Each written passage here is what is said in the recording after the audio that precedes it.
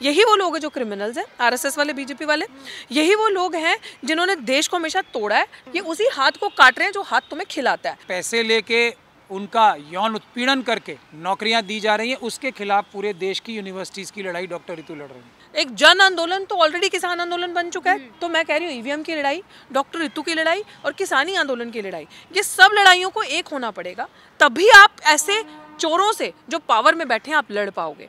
अमित शाह तो कहेगा लो 4-4 एमएसपी लो, मोदी आएगा बोलेगा सब कुछ मिल गया, सब कुछ मिल गया, सब दे दिया। क्या दिया? पिछले आंदोलन में दिया, यही कह के उठाया था ना, यही वादा करके तो हुआ। तो सब झूठ है। देश में सिर्फ 20% नहीं 20 लोग हैं जिनके पास इंडिया की 90% वेल्थ है।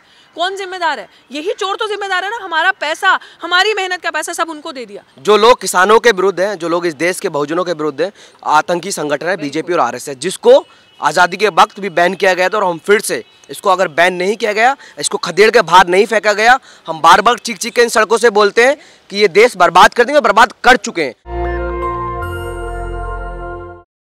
जो काफ़ी समय से दिल्ली यूनिवर्सिटी आर्ट फैकल्टी के बाहर अपनी मांग को लेकर प्रोटेस्ट कर रही हैं, वो भी शंभू बॉर्डर पर जाने वाली हैं उनका किसानों का हौसला बुलंद करने के लिए। क्या कहेंगे? ना तो डॉक्टर रितु अपनी मांग के लिए प्रोटेस्ट कर रही हैं, ना किसान अपनी मांगों के लिए प्रोटेस्ट कर रहे हैं। ये महत्वपूर्ण बात है जो देश की जनता समझ भी रही है और देश की जनता ने और ना हम सब लोग मिलके ईवीएम के खिलाफ अपने लिए प्रोटेस्ट कर रहे हैं। ये देश को बचाने के लिए, देश का संविधान बचाने के लिए, देश की गरीब जनता, किसान, मजदूर, बेरोजगार नौजवान, स्टूडेंट्स और टीचर्स और देश के जवानों को, अग्निवीरों को बचाने का आंदोलन चल रहा है पूरे देश में। तो डॉक्टर रितु लड़ाई लड़ रही हैं पूरे देश के छात्रों की और पूरे देश के जो टीचर्स हैं, जो एजुकेटेड हैं, जिनको नौकरियां मिलनी चाहिए, जिनको धोखाधड़ी करके, फर्जीवाड़ा करके, पैसे लेके, उनका यौन उत्पीड़न करके नौकरियां दी जा रही हैं, उसके खिलाफ पूरे देश की यूनिवर्सिटीज़ की लड़ाई डॉक्टर रितु लड़ रही है। डॉक्टर रितु ईवीएम की भी लड़ाई लड़ रही हैं। अब डॉक्टर रितु किसानों की भी लड़ाई लड़ रही हैं। तो इससे क्या नज़र आ रहा है कि सभी लोग, हम भी लोग, ये मैं वकील हूँ, मैं भी लड़ रहा हूँ ये सब, मैं अल्पसंख्यक समुदाय से आता हूँ, हम सब मिलके, क्योंकि सभी प्रताड़ित हैं, सभी पीड़ित हैं, हम सब की लड़ाई है जो हम सब मिल के लड़ रहे हैं। देश का हर SC ST OBC, माइनॉरिटी का व्यक्ति, सिख, क्रिश्चियन, बौद्ध और जो भी गरीब हैं, महिलाएं हैं, बच्चे हैं, बूढ़े हैं, सब मिलके देश को बचाने की लड़ाई लड़ रहे हैं। और आरएसएस और बीजेपी के लोग अपने गुजराती जो बिजनेसमैन हैं, मुट्ठी भर, अडानी अंबानी साहब जैसे और दूसरे, उनके साथ मिलकर देश को नोच रहे हैं, देश की संपदाएं नोच रहे हैं, देश को लूट रहे हैं। वो बचाने की लड़ाई पूरे देश के नागरिकों ने ली है। इसीलिए वकील भी किसानों के साथ खड़े हैं। हमें वहाँ पे से बुलाया गया है, हम बहुत जल्दी 1-2 दिन में वहाँ जाएंगे और उनके साथ कंधे से कंधा मिला के खड़े होंगे। हम लोग उनके आह्वान का इंतज़ार कर रहे हैं। उनको दिल्ली आने से रोका जा रहा है ना। दिल्ली में बहुत ही मजबूत तरीके से किसानों की आवाज़ उठाने के लिए दिल्ली वासी बेकरार, बेताब बैठे हैं। उनको वहाँ रोकेंगे तो हम किसानों की लड़ाई यहाँ दिल्ली के अंदर से लड़ेंगे, क्योंकि वो किसानों की लड़ाई नहीं है, किसान भी देश की मजलूम जनता की लड़ाई लड़ रहे हैं। डॉक्टर रितु क्या कहेंगे कि क्योंकि काफ़ी समय से आप भी सड़कों पर हैं, लगभग हर विभाग, हर तबका जो है वो सड़कों पर आ गया है अपनी मांगों को लेकर, अब किसान भी जो है वो बॉर्डरों पर हैं, अच्छी बात, लड़ाई लड़ रहे हैं, कैसे जीतेंगे? अच्छी बात है ना, क्रांति तो तभी होगी। मैं तो हमेशा कहती हूँ कि जितने भी मजलूम हैं, पीड़ित हैं, शोषित, सब सड़कों पे आओ। जब संसद आ रहा है वहाँ से कुछ नहीं हो रहा, वो करप्शन का अड्डा बन गया ना। तो आपको अगर अपनी बात मनवानी है, अपनी बात आपको ये दिखाना है कि यहाँ जनता का राज है, तो सारी जनता को, जो प्रताड़ित छोड़ दे, सबको हाथ मिला के एक होना पड़ेगा, सबको सड़कों पे आना पड़ेगा। और वो चिंदी चोर जो ये बोलते हैं कि किसान गोला वहाँ से पथराव कर रहे हैं, किसान ये कर रहे हैं, किसान आतंकवादी हैं, किसान खालिस्तानी हैं, उनके लिए एक बड़ा अच्छा मैसेज है कि ये वो लोग हैं जिस थाली में खाते हैं उसी थाली में छेद करते हैं, लेकिन छेद से ऊपर इन लोगों ने तो थूका है। तो जिस तरीके से प्राचा साहब ने कहा कि असली देशद्रोह अगर आपने किसी को देखना तो ये हुलीगन्स हैं। यही वो लोग हैं जो सबसे बड़े क्रिमिनल्स हैं। बिल्कुल, आरएसएस बीजेपी की बात कर रही हूँ। यही वो लोग हैं जो क्रिमिनल्स हैं, आरएसएस वाले, बीजेपी वाले। यही वो लोग हैं जिन्होंने देश को हमेशा तोड़ा है, नफरतों में बांटा है और किसानों को, जो देश को अन्नदाता है, उनको जो हाथ कहते हैं ना, never bite the hand that feeds you, ये उसी हाथ को काट रहे हैं जो हाथ तुम्हें खिलाता है। तो किसानों में अभी नहीं, जब कोरोना काल में भी जब आंदोलन चल रहा था तब भी हम उनके साथ खड़े खड़े थे, अब भी हम उनके साथ खड़े हैं। एंड होल हार्टेडली हमारी पूरी टीम एज ए संगठन रूप में भी एमएससी मिशन सेव कॉन्स्टिट्यूशन का वेलकम कर रहा है। उन्होंने हमें अप्रोच भी किया है, हम आज जाने भी वाले थे, लेकिन कुछ हमारी परिस्थितियाँ ऐसी हैं कि हम लोगों की बहुत सारी मीटिंग्स है, उस वजह से हमने होल्ड किया है। आज नहीं तो कल तक हम उनके पास पहुँचेंगे। और आपने पूछा प्राचा साहब जा रहे हैं, क्योंकि एक लीगल वे में भी वो वहाँ जाके बहुत सारी चीज़ें एडवाइस करेंगे, ज़मीनी तौर पे भी और कानून के अंदर भी और कानून के बाहर भी, दोनों तरीके से हम उनके साथ हैं, पूरे दल बल के साथ, और साथ रहेंगे। क्योंकि हम लोग वो लोग नहीं है कि जिस हाथ ने हमें खिलाया उस हाथ को काटें और उस थाली में छेद करें। और इन लोगों को बताना ज़रूरी है कि आज जितने तमाम दबे कुचले लोग, तमाम वो लोग जिनका शोषण हो रहा है, जिनके हक छीने जा रहे हैं, जिनके साथ दिखावा और झूठ बोला, जैसे प्राच साहब ने एक बात की, मैं भी इन चीज़ों को मानती हूँ कि इन गद्दारों के साथ मीटिंग ही नहीं करनी, क्योंकि अब हमें इनसे कुछ चाहिए ही नहीं, ये तो वैसे भी जाने वाले हैं। हमें चाहिए अपने आप से, हमें अपनी पावर को रियलाइज करते हुए एक जन आंदोलन, तो ऑलरेडी किसान आंदोलन बन चुका है, एक हफ्ते के अंदर उसको जो हाईलाइट मिला है, सब ने रियलाइज किया कि ये मांग बहुत जायज़ है। तो मैं कह रही हूँ ईवीएम की लड़ाई, डॉक्टर रितु की लड़ाई और किसानी आंदोलन की लड़ाई, ये सब लड़ाइयों को एक होना पड़ेगा, तभी आप ऐसे चोरों से जो पावर में बैठे हैं आप लड़ पाओगे। और रही बात मेरी लड़ाई की, आपने मुझे देखा मैं इतने टाइम से सड़कों पर बैठी हूँ, ये याद रखिएगा मैडम, अगर क्रांति कभी आती है ना, रेवोल्यूशन, तो वो यूनिवर्सिटीज से आता है, विश्वविद्यालयों से आता है। पढ़े लिखे युवा जब सड़क पे आ जाते हैं ना, सही का साथ देने के लिए, मांगों के लिए, तो वो असली क्रांति होती है। और हमने वो एक नैरेटिव पिछले आज 76 डेज है मेरे आंदोलन को, जो दिल्ली विश्वविद्यालय में चल रहा है, और हमारी तरफ से पूरा समर्थन किसानों को है। और ये क्रांति इंतजार कर रहे हैं हम, किसान कब कॉल देते हैं दिल्ली कूच करने की, वो वहाँ से आएंगे, हम यहाँ से उनको वो वहाँ से बैरिकेड तोड़ेंगे, हम यहाँ से बैरिकेड हटाएंगे, उनको यहाँ लाने के लिए दिल्ली में। पूरी दिल्ली बिल्कुल में नाकाबंदी की हुई है, कैसे करेंगे? नाकाबंदी तो उस दिन भी थी जिस दिन 6 को आप आई थी, मेरा आंदोलन चल रहा था, वो भी इतनी तगड़ी नाकाबंदी थी। तो हम तो, हमारे पास तो इतनी ताकत भी नहीं, इतनी स्ट्रेंथ, मतलब फिजिकली, तब भी हमने वो नाकाबंदी हमारे लोगों ने तोड़ी और पहुंचे। जब जुनून हो ना जीत की तरफ, जब जुनून है आगे कि हाँ अब इन लोगों को, गद्दारों को देश से हटाना है, ये सत्ता में बैठे, तो सब कुछ हो जाएगा। नाकाबंदी करी है उन्होंने, एक्चुअली में गुंडागर्दी करी है। तो मुझे लगता है जब किसान, मजदूर, हर पीड़ित तबका, शोषित तबका एक हो जाएगा, तो ये बैरिकेड्स कौन सी बड़ी बात है, पहले भी उखाड़ के फेंके तो 2 मिनट नहीं लगने। लेकिन वहाँ की जो सिचुएशन है बॉर्डर की, मैं खुद वहाँ जाकर आई हूँ, वहाँ के जो किसान हैं, जो लोग दिल्ली बढ़ने की कोशिश कर रहे हैं, उन्हें नहीं बढ़ने दिया जा रहा है, वो ये कह रहे हैं कि हमने अपने पूरे जीवन काल में इस तरीके की सिचुएशन कभी नहीं देखी है।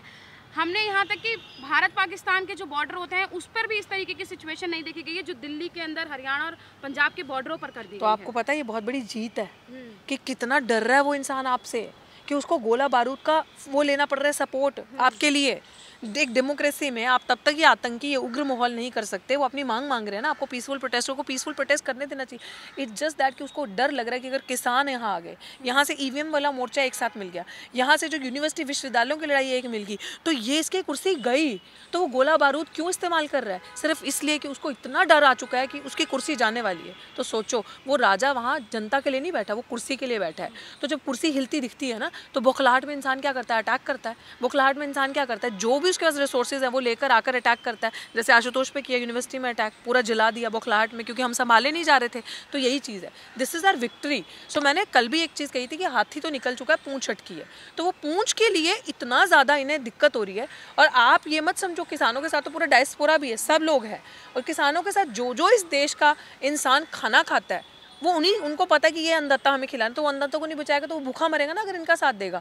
मैं तो कहती हूँ पुलिस को भी समझना चाहिए, उनको भी, जितनी भी पैरामिलिट्री है, सीआरपीएफ की फोर्सेज है, उनको भी ये चीज़ समझनी चाहिए कि जो उनके सीनियर ऑफिशियल्स उन्हें ऑर्डर दे रहे हैं, पुलिस की भी आपने वीडियोस देखी होगी, उसी थाली में किसानों के साथ खाना खा रहे होते हैं कि नहीं खा रहे होते। उनको ये चीज़ शर्म आनी चाहिए और समझना चाहिए। उनको भी अपने जो ऑफिशियल्स जो उनको गलत काम करने के लिए ऑर्डर दे रहे हैं, उनका ऑब्जेक्शन करना चाहिए और उनके खिलाफ विद्रोह करना चाहिए। लेकिन बैठक तो लगातार हो रही है, बातचीत तो सरकार से चल रही है लगातार, और आप कह रहे हैं कि अब बातचीत नहीं करनी है, अब हमें हमारा ये मानना है, this is our decision. Pracha sir ने भी कहा दिस इज आवर डिसीजन, क्योंकि भैया हमने बातचीत करके, हमने भी बातचीत करी थी 19 जनवरी को अपने प्रोटेस्ट में, कोई निष्कर्ष आया?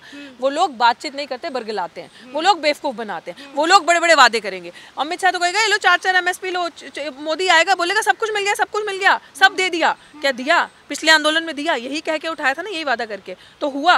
तो सब झूठ है। ये एक इस तरीके का फ्रेम आपको दिखाएंगे क्योंकि चुनाव जीतना है।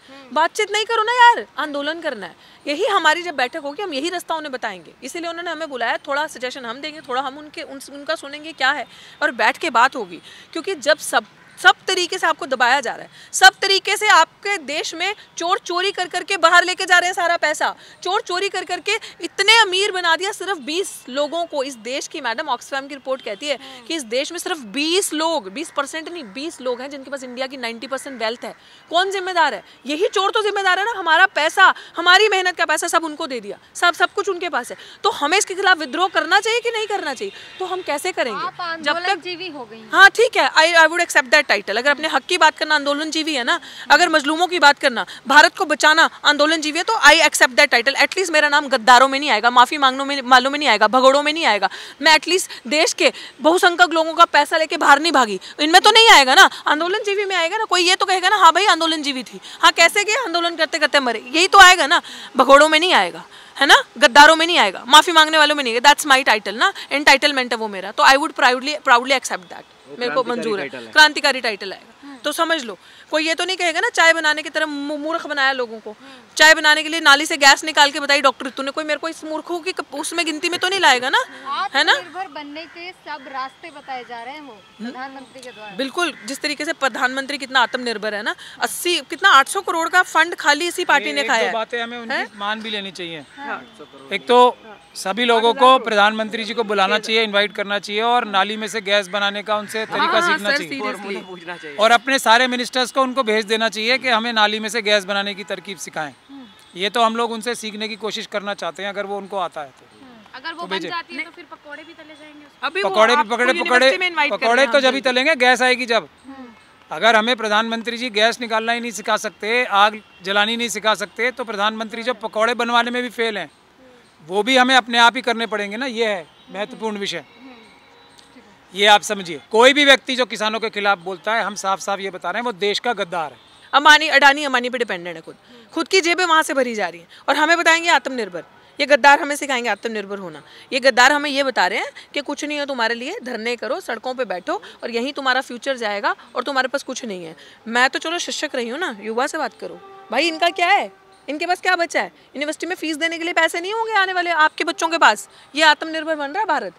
यूनिवर्सिटी जहाँ पे मात्र एनुअल जो रेट पे आप 4-5 हज़ार रुपये में डिग्री करके चले जाओगे, वही डिग्री इस सरकारों को प्रॉफिट मेकिंग यूनिवर्सिटीज एजेंसीज दिख रही हैं, तो वहाँ पे आप लोग नहीं पढ़ सकते। आत्मनिर्भर ही बनना ना। फिर उसके बाद पता है, फिर जब कुछ है ही नहीं पल्ले, तो कहीं पंचर की दुकान खोलेंगे, कहीं पकोड़े बेचेंगे, कहीं चाय बेचेंगे। और आपकी बात से मुझे लगा कि मुझे भी अब पकोड़े बेचने चाहिए, क्योंकि यूनिवर्सिटी में PhD करने के बाद, एक इतने बड़े लेवल पे पढ़ाने के बाद, और इतना वेल क्वालिफाइड होने के बाद, एक क्रिमिनल जिसके ऊपर चार्जशीट है वो कुर्सी पे है और मैं सड़क पे हूँ, तो मैं आपकी बात आज एक्सेप्ट करती हूँ। मैं आपको इनवाइट करती हूँ, 3-4 दिन में आना, मैं पकोड़े बेच के आपको खिलाऊंगी। अब ठीक है, पकोड़े बेचने अब यूनिवर्सिटी में। ये नाली में के लिए स्किल इंडिया है, आप समझते नहीं है मोदी जी कितना काम कर रहे हैं? कम से कम हम लोगों को बताया तो जाए कि गैस कैसे बनता है, इससे देश का नेचुरल रिसोर्सेज बचेगा और बहुत सारी विपदा भी बचेंगी, जिसकी वजह से वो लोग तमाम छत्तीसगढ़ और मणिपुर जैसे देश में पेड़ काट रहे हैं वो भी बचेंगे। अगर नालियों से ही गैस बनने लगी तो इस देश को पूरा नाली तो बना दिया है मोदी ने।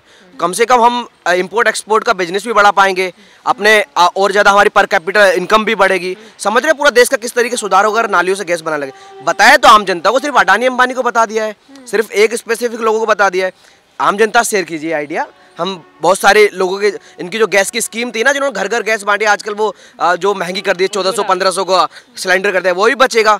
मोदी जी को और ज्यादा वोट मिलेंगे, इससे तो उनका फायदा है ना। बोलिए, मन की बात होती है घर घर, तो उसी के लिए तो होती है, आम जनता तक उनकी बात पहुंचे। देखो सीधी बात है, बीजेपी और RSS आतंकी संगठन है। अब मैं सीधा बोल रहा हूँ, जो लोग किसानों के विरुद्ध हैं, जो लोग इस देश के बहुजनों के विरुद्ध हैं, जो लोग इस देश के स्टूडेंट्स के विरुद्ध हैं, जो इस देश की यूनिवर्सिटीज़ के विरुद्ध हैं, जो इस देश के प्रोफेसर्स के विरुद्ध हैं, जो इस देश के हर चीज़ के विरुद्ध है, जो इस देश को बचाना चाहता है, तो वो कौन लोग हैं? वो सीधा एक्सट्रीमिस्ट, सीधा आतंकी संगठन है बीजेपी और RSS, जिसको आज़ादी के वक्त भी बैन किया गया था। और हम फिर से इसको, अगर बैन नहीं किया गया, इसको खदेड़ के बाहर नहीं फेंका गया, हम बार बार चीख के इन सड़कों से बोलते हैं कि ये देश बर्बाद कर देंगे, बर्बाद कर चुके हैं। जो लोग किसानों पर, अपने देश के जो उनको खाना प्रोवाइड करते हैं, जो इस देश की जनता के लिए खाना बनाते हैं, जो इस देश के जनता के लिए क्या कुछ नहीं करते हैं, उन पर गोलियां चलवा देते हैं, उन पर उनके रास्ते में कीले बिछवा देते हैं। वो क्या किसान क्या लगते हैं? किसान एक मेहनतकश जनता है इस देश की, वो उस जनता उनका क्या बिगाड़ेगी? वो जनता अपनी डिमांड। बात तो ये हो रही है कि अन्नदाता कैसे हो गए किसान? अन्न देते 80 करोड़ लोगों का पेट भर रहे हैं मोदी जी,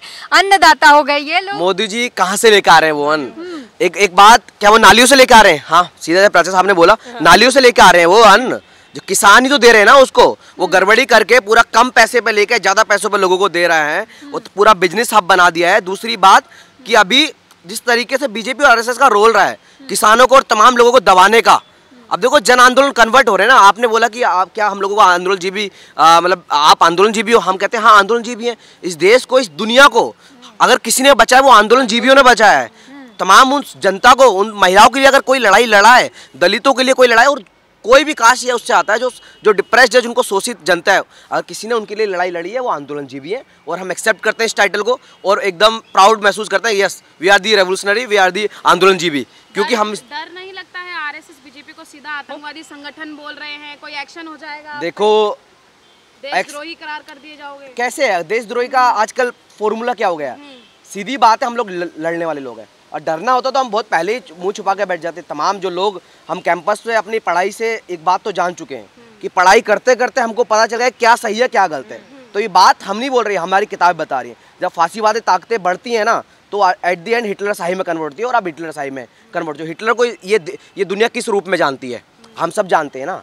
तो ये वही ताकतें हैं जो फिर से इस देश की तमाम जनता को बर्बाद करने पे तुली है। इस देश की अगर आप आज जो ये कैमरा है ना आपके हाथ में, महिलाओं के हाथ में कैमरा है, ये माइक आपके हाथ से छीन लिया जाएगा। जो आइडिया है उनका, मनुस्मृति का आइडिया, जो आइडिया हिंदू राष्ट्र का आइडिया, उस आइडिया में आपके हाथ में नहीं होगा, ये हमारे हाथ में। हम जेल में, हम जैसे लोग तो जेल में पड़ेंगे, मार दिए जाएंगे।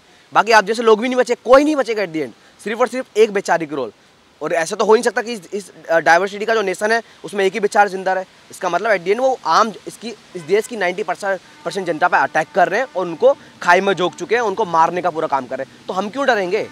डरने का बिल्कुल नहीं। सीधा बार बार बोलूंगा, आरएसएस आतंकी संगठन है, बीएचपी आतंकी संगठन है, और ये सीधा ऑन कैमरा मैं बोल रहा हूँ। नहीं डरते क्योंकि है वो। नेशनल दस्तक की आपसे गुजारिश है कि अगर इसको बचाना चाहते हैं तो नेशनल दस्तक को सब्सक्राइब करने के लिए रेड कलर के सब्सक्राइब बटन को दबाएं, फिर बेल आइकन की घंटी दबाएं। नेशनल दस्तक को बचाने के लिए बहुत जरूरी है कि हर खबर को शेयर करें, लाइक करें, कमेंट जरूर करें।